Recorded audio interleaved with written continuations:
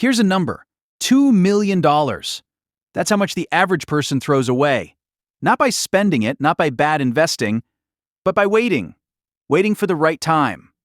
Waiting for a break. Waiting for luck. This video will show you the exact math behind that number and the system ordinary people, not trust fund kids, not tech geniuses, use to actually build real wealth. I'm Tony.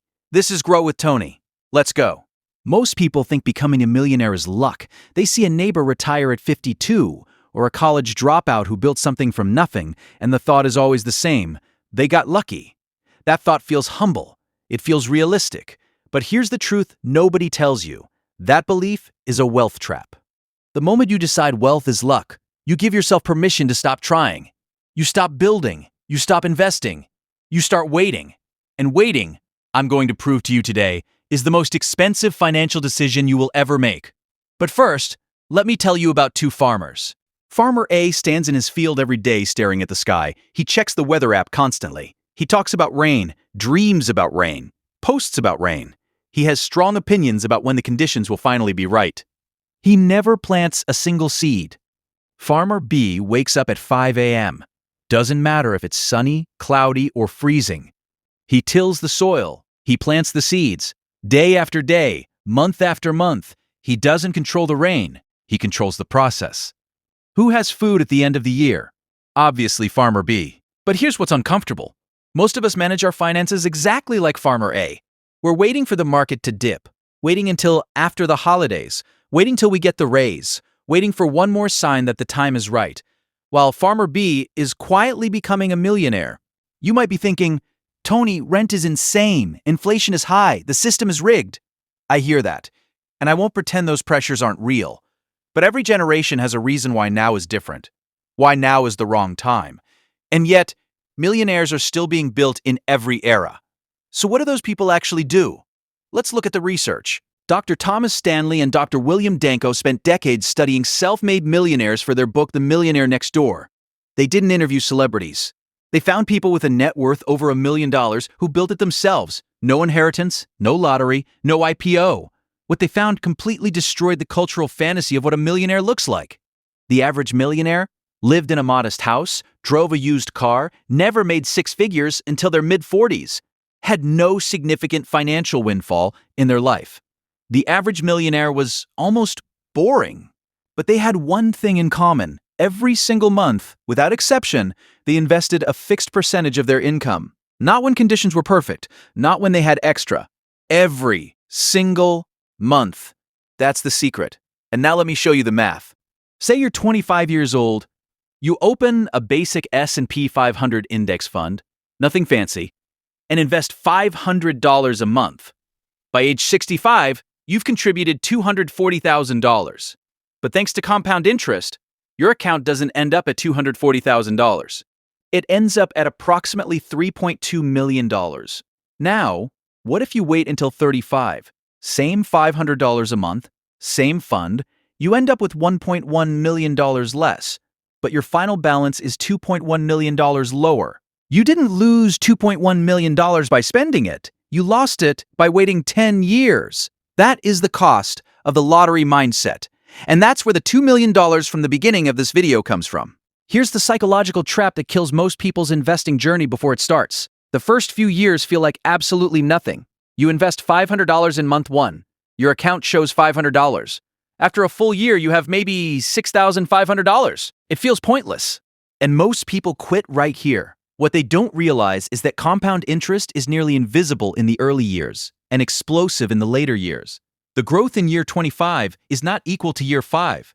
It's dramatically, incomprehensibly larger. The people who build wealth aren't smarter. They just push through the boring years when the numbers don't feel real yet. So what separates the people who push through from the people who quit? It's not intelligence. I know geniuses who are broke. It's not income. I know doctors living paycheck to paycheck. It's something called time preference. High time preference. I want it now. New car, new phone, nice dinner, right now. Low time preference.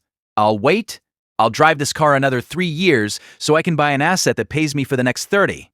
Rich people aren't rich because they got lucky. They train themselves consistently, boringly, for years to choose future freedom over present comfort. And here's the empowering part. Time preference is trainable. The more you understand the math, the easier it becomes to make that trade-off. Because you're not sacrificing, you're investing in your future self. Tony, $500 a month is not realistic for me. Groceries are expensive. I have loans. Fair. So here's the framework.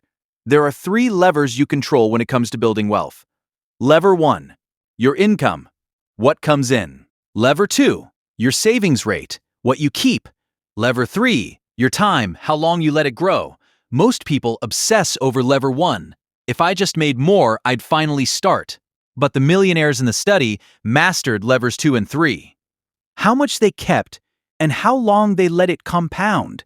So if $500 isn't possible, invest $100 or $50 or $20.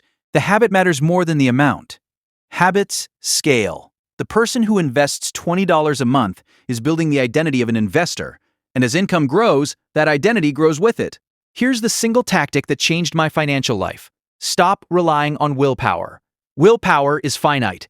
By the time you've dealt with work, decisions, stress, and whatever life throws at you, the willpower to manually transfer money into your investment account is gone.